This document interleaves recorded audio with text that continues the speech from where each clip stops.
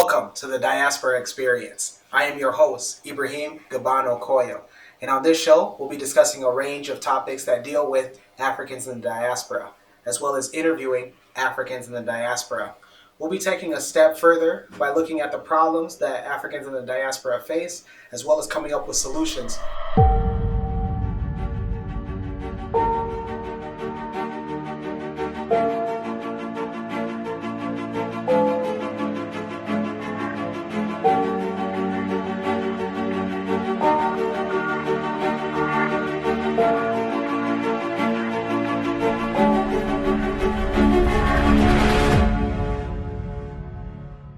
On this episode, we'll be discussing self-image.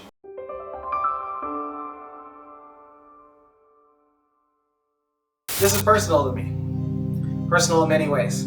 I was born in Kenya, came to the United States when I was 3 years old. Earliest memories that I have of me having a self-image and a reminder of who I was in elementary school. After watching a National Geographic video in class, my classmates asked me, "Is that really Africa? Is that what Africans really do?" From there, self-hate started to build. I hated myself. I hated myself and I hated everything that came with Africa. Why? Because everything that was fed to me as an African living in America was everything that I had pictured as negative. It was in high school that I realized how much I hated myself.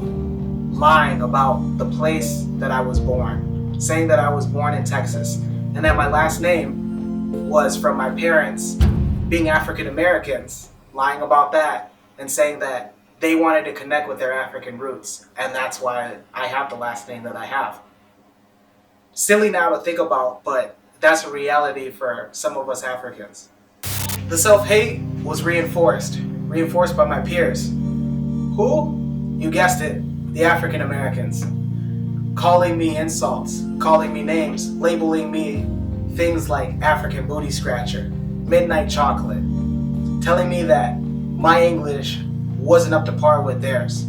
Ironically, those same African Americans that I remember calling me such names and insulting me are the ones that are rocking African dashikis, rocking African wrist bracelets, even neck pieces, and proclaiming that they are all pro-black. I almost felt every single day that my self-hate was enough to drive me crazy, and I had no outlet. I tried talking to my parents about it. They didn't understand. They would tell me things like, ignore them. Eventually you will get older, Ibrahim, and have a better job than them. But I'm living in the now, Mom and Dad. I'm living in the now. I'm living in the African booty scratcher every single day. I'm living in the constant everyday classroom National Geographic video every single day. Every picture that I took, I would recognize that I am significantly darker than the rest of the people that I'm taking pictures with. My self-hate grew from just appearance to then me realizing that I no longer desire to speak the language of my parents. And also me recognizing that I don't know my parents' languages anymore. With all the self-hate that's thrown at you each and every day, Africans in the diaspora, there are ways and solutions to get over that. Number one, know that you are among the first human beings on this earth. Research shows that the first human remains were found in East Africa. That alone should tell you that human civilization came from you. Also, recognizing that you are an African and that your parents speak another language. Know that you have a last name that is different from your peers that are here in America. Know that with that last name it represents a tribe, and that tribe may most likely have its own language. Go out and learn that language.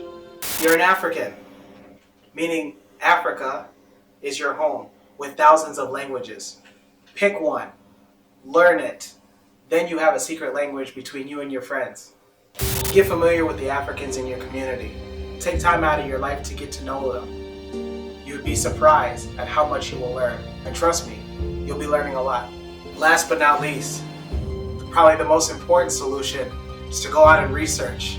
Go out and research about ancient African civilizations ancient African civilizations aside from Egypt. There are many of these civilizations that knew about math, science, and reading prior to the non-African colonies that had came in. Also, do your best to find scholars, psychologists, and authors, all black, that make you proud to be an African.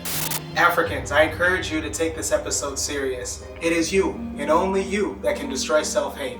In the description box below are sources of lectures and authors of books that can help you and become more proud of being an African.